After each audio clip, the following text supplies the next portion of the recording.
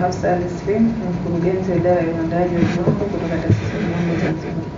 Bi Hafsa ni mkurugenzi, na leo katika mada ambayo tunazungumza ni kuhusiana na kuwa wenyeji, ZBS kuwa wenyeji wa mkutano wa ASO. Lakini kwa kwanza kabisa tunataka kufahamu kuhusiana na ASO. ASO ni nini? Asante. ASO ni jumuiya inayoandaa viwango katika ngazi ya bara la Afrika. Katika hatua za uandaji wa viwango, kuna viwango ambavyo viko katika ngazi ya kitaifa kama hivi ZBS, TBS na nchi nyingine, na pia kuna ngazi ya kikanda ambayo kwa kufahamu kama hivyo ASO. Kwa ASO wao ni kazi yao kuandaa viwango vya bidhaa pamoja na huduma zote ambazo zitakazotumika au kurahisisha biashara katika level ya bara la Afrika. Ni viwango vya bara la Afrika. Sawa. ZBS na ASO ina ushirika gani? Kwa sasa ZBS ni mwanachama mwangalizi katika jumuiya ya viwango Afrika. Lakini kwa Tanzania kama United Republic of Tanzania ni mwanachama mkuu katika shirika hili la viwango la Afrika. Kwa hiyo tunashirikiana sisi pamoja na TBS katika kazi tofauti ambazo zinafanyika, ikiwa kama ni mwanachama mkuu katika shirika hili. Na ZBS imeungana mwaka gani labda? Kwa upande wa ZBS imejiunga katika mwaka 2016. Tumejiunga katika shirika hili la viwango la Afrika, ambao tunatambulika kama ni mwanachama mwangalizi ambaye ni observer member katika shirika hili, na tunapata fursa mbalimbali ambazo zinapatikana katika kama kushiriki katika uandaaji wa viwango vya bidhaa tofauti. Tunashiriki, tunapeleka komiti zetu na zinazingatiwa katika viwango ambavyo vinaandaliwa kwa bara. Na ZBS kuna umuhimu gani kushiriki katika hiyo ASO? Umuhimu kwa sababu kama tunavyojua biashara inakuwa, sio kama wafanya biashara au wajasiriamali wa Zanzibar wanafanya kazi au wanafanya biashara yao kwenye mipaka ya Zanzibar tu, lakini wanavuka zaidi ya Zanzibar, wanaenda katika nchi nyingine kufanya biashara. Kwa hiyo kama viwango havitakiwi kuwa kikwazo katika biashara. Kwa hiyo unapokuwa na kiwango cha ndani cha kitaifa, unapotoka nje ya hapo, kuna uwezekano mkubwa kwamba kile kiwango kile kule nchi ambayo nyingine unapeleka bidhaa ikawa kiko tofauti na kile ambacho cha ndani.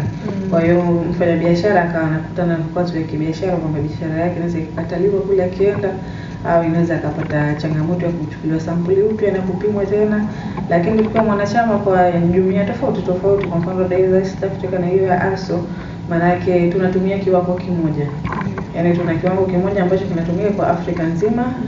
Mfanyabiashara au mjasiriamali yoyote anapochukua bidhaa yake na kupeleka nchi yoyote kwenye Afrika, kwa hiyo kiwango kinakuwa ni kile kimoja, inakuwa ni rahisi kwa yeye kufanya biashara na kuweza kukubalika biashara yake na kuingia katika ushindani wa biashara sehemu yoyote kwa barani Afrika.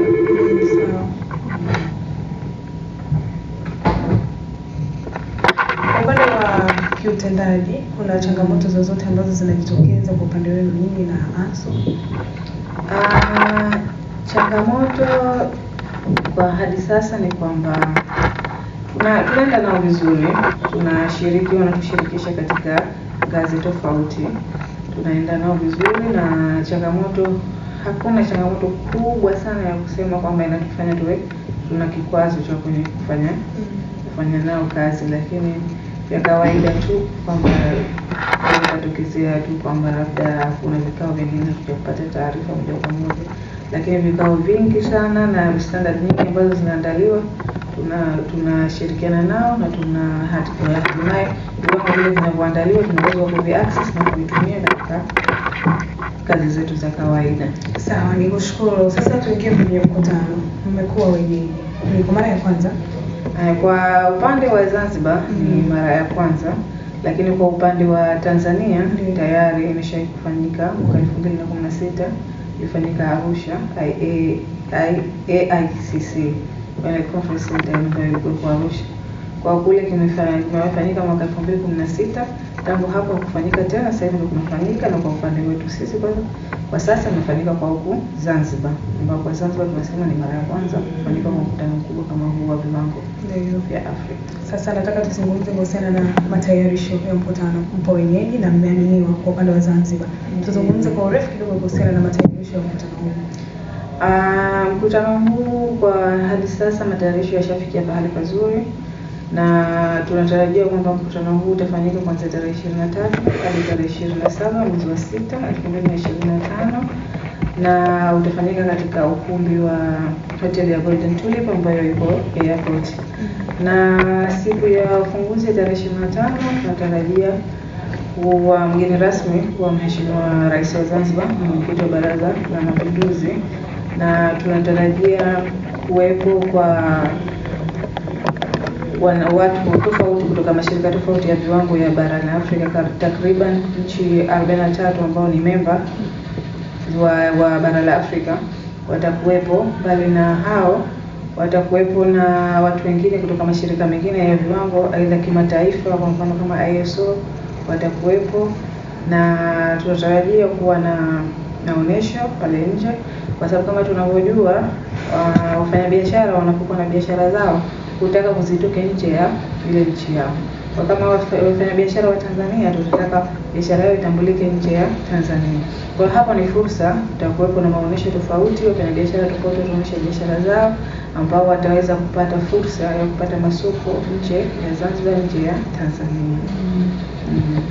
Na mbali na hivyo tunatarajia kwamba wageni tofauti kutoka hapa Tanzania pia nao watakuwepo, viongozi tofauti nao watashiriki katika siku ya ufunguzi, na wakuu nao wao wa ARSO ambao wanaandaa mkutano huu watakuwepo, na wataweza kutembelea sehemu zozote ambazo ziko hapa Zanzibar kwa ajili ya explore Zanzibar yetu. Kwa hiyo hayo ni machache ambayo ya mkutano huu wa ARSO ambao unatarajiwa kufanyika hapa Zanzibar. Na wanakuja Zanzibar ni kwa ajili ya ARSO na ZBS na ARSO kwa lakini nje ya hayo Zanzibar kuna vipo tukianza na utalii. Je, kwa upande wa utalii tutarajia chochote kutoka kwa hili? Moja ya faida ambazo tunaweza tukazipata ni hiyo, kwamba kutangaza utalii wa Zanzibar kwa watu tofauti wa bara la Afrika pamoja na kimataifa.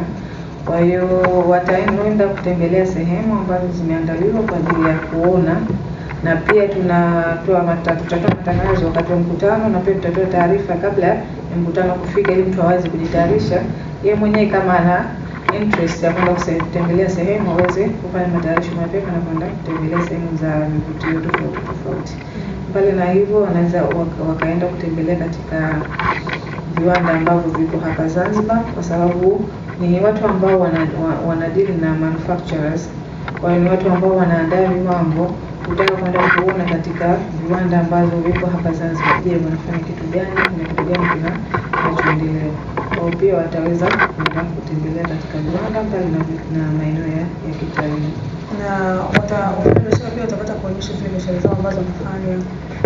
Nasema kutakuwa kuna maonesho kwa wafanyabiashara mbalimbali watakuwa kwa ajili ya kuonyesha zile biashara zao. Kuna ambao watakaoweza kununua kipindi hicho, ambao watakaokuwa interested na hizo biashara ambazo zitaonyeshwa hapa, hasa zile ambazo ni za Tanzania moja kwa moja.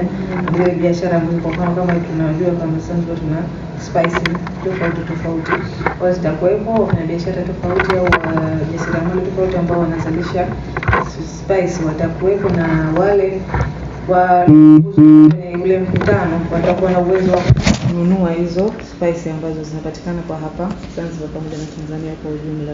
Na ni kitu gani ambacho mnaenda kukipata kutokana na mkutano huu? Kikubwa kwamba kwanza tunaweza kujitangaza, kwa sababu kama tunavyojua Zanzibar haijajulikana katika level nyingine, na taasisi ya viwango pia haijajulikana katika level nyingine. Kwa kikubwa tutakachopata kwamba kutangaza Zanzibar kwamba kuna Zanzibar Bureau of Standards na kuna Tanzania Bureau of Standards, na zote mbili ziko kwa upande wa United Republic of Tanzania. Na mbali na hivyo pia masuala ya kitalii nayo tutaweza kujitangaza, na biashara ambazo tunazofanya hapa Zanzibar pia tutaweza kuzitangaza katika ngazi tofauti ambazo za watu ambao wanashiriki katika mkutano huu. Na kwa kumalizia, wito wako kwa washiriki lakini pia wafanyabiashara, wadau wa ZBS? Wito wangu kwa washiriki kwamba washiriki kikamilifu katika mkutano huu na waitumie fursa hii ilivyo kwa ajili ya kuchanganyika na watu tofauti, kupata mawazo tofauti. Kama labda mtu ana biashara yake anataka kupeleka sehemu nyingine, ana uwezo wa kukutana na mtu ambaye alikuwa katika nchi wanachama ambazo watashiriki katika mkutano huu na kuweza kupata information zozote au kupata contact za biashara zake.